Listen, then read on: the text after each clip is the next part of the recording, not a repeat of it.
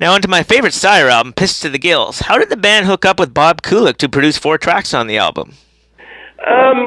We were shopping around for a producer after the first record, and we talked to a few different people. We talked to the name escapes me, but I met up with the producer for Weir. Okay. In Montreal. We went out for a really nice dinner in old Montreal, which was really cool, and got to hear lots of cool Weir stories.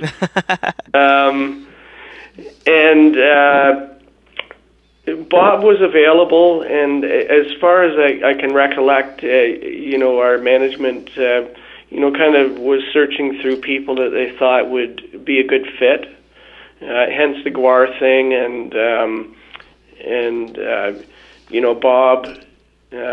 Bob was available, so we talked on the phone a few times, and he flew up when he had the opportunity to sit down with us for a week or maybe a week and a half. We were still touring, so we kind of got in and out of a few studios, ended up in Metalworks with Bob, and worked through the 4 songs. He's a really great producer, and so much experience, and a really calm, wise man who taught us a great deal of things that we really didn't touch on in the first record recording process. And well, I guess the most valuable thing that really came from working with Bob was he had this great saying. It was, you always have what you had, right? So as a songwriter, sometimes you tend to get married to a certain idea within a song. So you would, I've got this verse, and I've got this bridge, and I've got this chorus, and this is how it goes. And, there's a kind of a standoffishness with someone coming in and wanting to make a change to something, or saying, let's try this, or let's try that, or, it becomes hard. These things are like your kids, I guess. An overused analogy there, but they really are, and it really kind of brought to the forefront with me that, hey, we've already got this recorded as it was in your mind when you were creating it.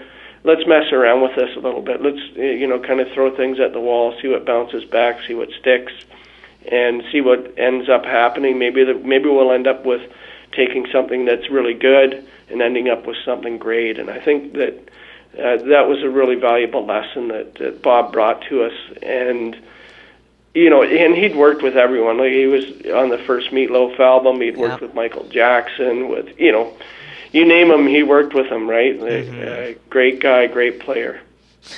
Did he have any good Kiss stories? I don't know, actually. I don't really remember any great stories. His brother was with Kiss at the time, that'd be Bruce. And, I think that he was impressed with, the intelligence with which the Kiss machine was run. And I think that still really seems to be what was impressed upon me at the time, and through his stories.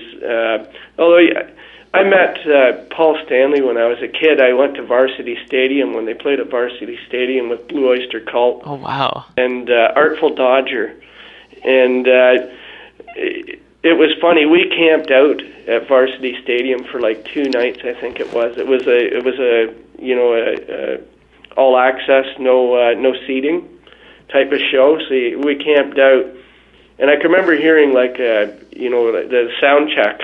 It was an outdoor gig, and we went across for fries. We were taking turns kind of in line, and went across the street for fries on Bloor Street there, and I looked across and saw this guy with long hair come out and a giant bodyguard, and quickly surmised it was Paul Stanley. So we kind of followed him along the street. There was like 2 or 3 of us, and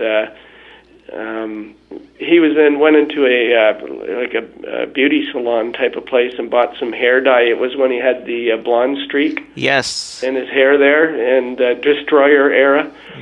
And we went inside and talked to him for a minute, and he was quite a nice guy. And that was as a fan and quite a young kid. I was probably 13. And when he came outside, someone that was there, I don't think they were with us, but someone took his picture, and I can remember the bodyguard coming over and taking the camera and pulling the roll of film out of the camera, and that was quite an adventure for 13. And then there was a riot going into that show, and it was almost turned into a Who Cincinnati thing with people getting crushed. And at our gate, I know that the police were kind of pulling people over the barricades, and it was quite an exciting thing. Sounds like quite the experience. It was a Kiss story, that's for sure. Yeah, no kidding. Yeah. Now, Helix covered the song Same Room with Syre playing on it, and Helix remixed it, or I should say Brian Vollmer.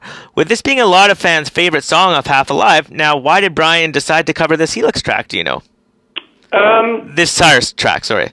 Yeah, it was, that was a song we were working with Jimmy Huff from The Works. Do you remember Jim? I sure do, yes. Yeah, Works. Wall of Sound, I think Wall of Silence. They were called Mannequin. They were a great band. I used to see them in the old days back in the bars, but they become The Works, and they were actually label mates of ours. So Brian Malone and Jim Huff, we worked quite a bit with. I also worked with a fellow named Ted Bushy, who's kind of a local songwriter, recording engineer, here in town, producer. And he had originally came up with that riff, and we kind of worked through it. And Jimmy had been down here in London and worked through and kind of rewrote what we started off with Ted's stuff.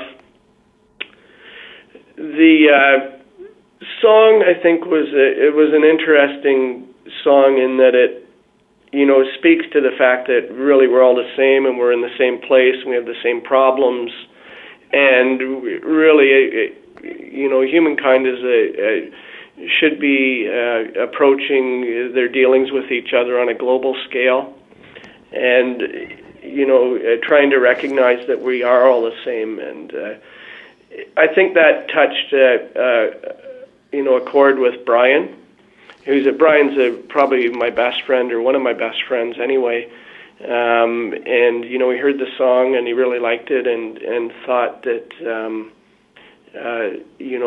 they would do an interesting interpretation of it, which they did, and did a great job. And I love the fact that Brian liked the song enough, and the Helix boys liked the song enough to kind of take it and put it on one of their records.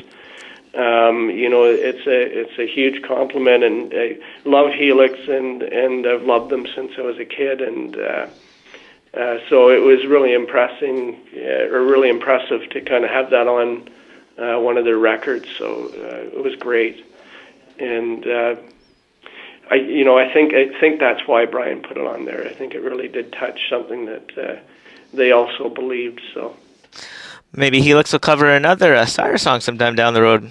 That'd be awesome. I've done backups actually on about I don't know how many of the Helix records. Most of them.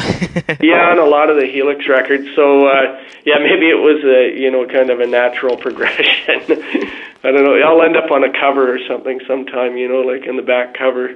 I'm probably naked or something, covered in Jello. I know I really like Jim Huff's band Wall of Silence. Also, they're pretty cool. Yeah, Wall of Silence was a great band. Awesome. And Brian Malone was a fabulous singer, too. Jimmy's a great guitar player. He's down in L.A. right now, working with lots of different people from, lots of different genres. I think some Bonamassa, and I think he was recently doing, kind of an up-and-coming country star, last I saw. He's a really interesting fellow, brilliant work, and got a great ear and great songwriter, as is Brian Malone too. So, absolutely.